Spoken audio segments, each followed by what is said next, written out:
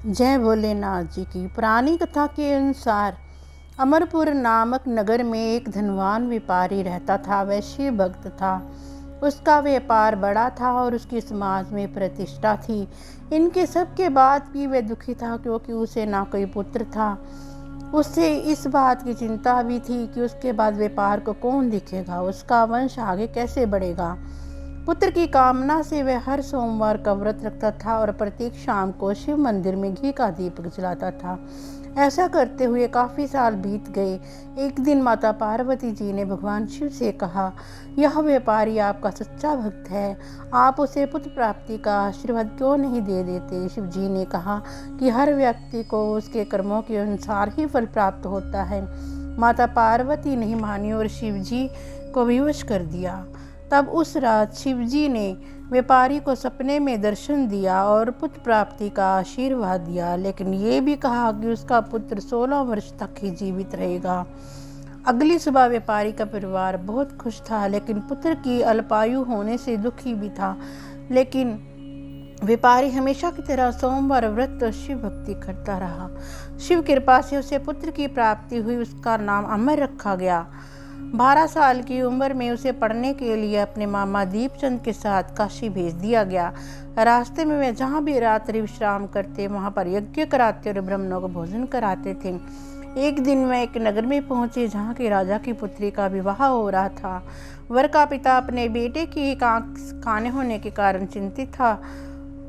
उसे विवाह टूटने और बदनामी का भय सता रहा था। वर के पिता ने अमर को देखा और उसे वर बनाने के लिए सोचा, ताकि विवाह के बाद उसे धन देकर विदा कर दे और बहू को घर ले आए। लालच में दीपचंद ने वर के पिता की बात मान ली और राजकुमारी चंद्रिका से अमर का विवाह हो गया। अमर ने जाते समय राजकुमारी की ओढ़नी पर लिख दिया कि तुम्हारा विवाह मुझ पर हुआ है, काशी शिक्षा ग्रहण करने जा रहा हूँ, अब तुम जिसकी पत्नी बनोगी वह कान्हा है। ये जानकर राजकुमारी ने ससुराल जाने से इनकार कर दिया। दूसरी ओर अमर काशी में शिक्षा ग्रहण करने लगा। 16 वर्ष पूरे होने के बाद अमर ने एक यज्ञ कराया, ब्राह्मणों को भोजन दान और दक्षिणा से संतुष्ट किया। फिर शिव इच्छा अनुसार रात्रि के समय अमर के प्राण निकल गए। अमर की मृत्यु के बाद जानकर उनका मामा रोने लगा। आसपास के लोग एकत्र हो गए। भगवान शिव और पार्वती वहां से जा रहे थे। माता पार्वती ने दीपचंद के रोने की आवाज़ सुनी और शिव जी से कहा कि इसका कष्ट दूर कर दीजिए। भगवान शिव ने माता पार्वती जी से कहा कि उस व्यापारी का पुत्र है जो अल्पायु है, इसकी आयु पूरी हो गई है। पार्वती जी ने कहा, आप इसे प्राण लौटा दें, अन्यथा इसके माँ बाप रो रो कर अपनी जान दे देंगे। माता पार्वती के बार बार आग्रह करने पर भगवान शिव ने अमर को फिर से जीवित कर दिया।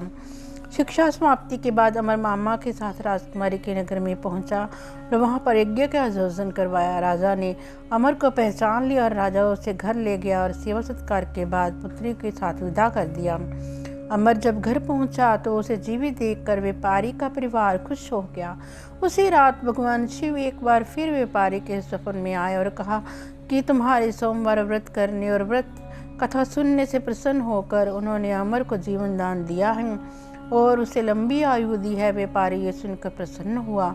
सोमवार व्रत रखने से व्यापारी का पूरा परिवार खुशी पूर्वक रहने लगा।